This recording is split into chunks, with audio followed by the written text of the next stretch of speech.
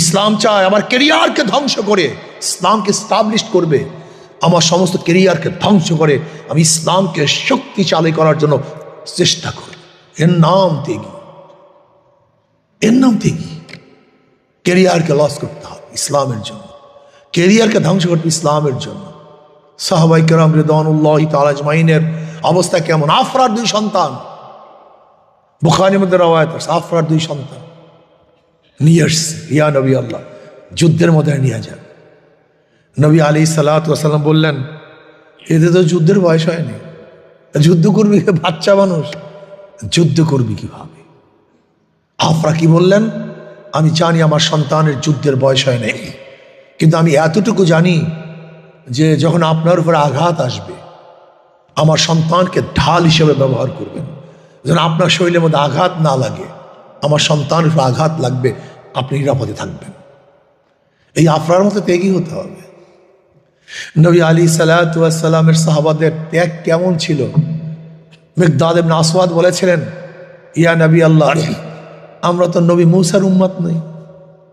আপনারা জানেন বদরের ময়দানে সাহাবাদের সংখ্যা খুবই কম, তলোয়ারের অবস্থা তো খুবই খারাপ, ঘোড়ার অবস্থাও, মানে যুদ্ধের সরঞ্জাম আমাদের বলতে কিচ্ছুই ছিল না।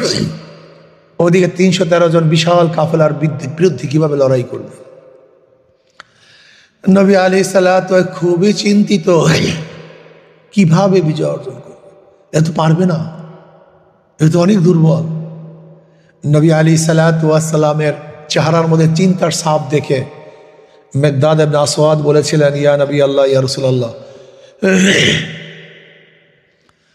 আমরা নবী মূসার উম্মত নই।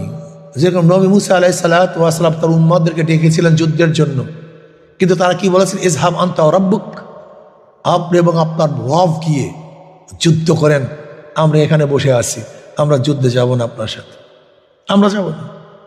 নবী মূসা আলাইহিস সালাম ডাকছেন, কিন্তু তার বাহিনী কি বলছে? ইযহাব আনতা ওয়া রাব্বুক, আপনি আপনার রব গিয়ে যুদ্ধ করেন, আমরা এখানে বসে আসছি, আমরা যাব না।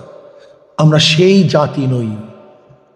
মিকদাদ ইবনে আসওয়াদ বলেন, আমরা নবী মূসার উম্মত নই, আমরা আপনার উম্মত, আমরা আপনার উম্মত।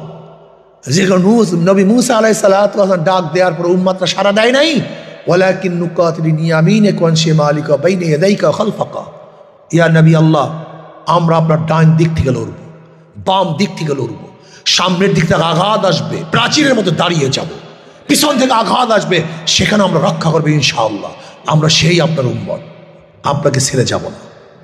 ওমর ইবনে খাত্তাব রাদিয়াল্লাহু ফরমান,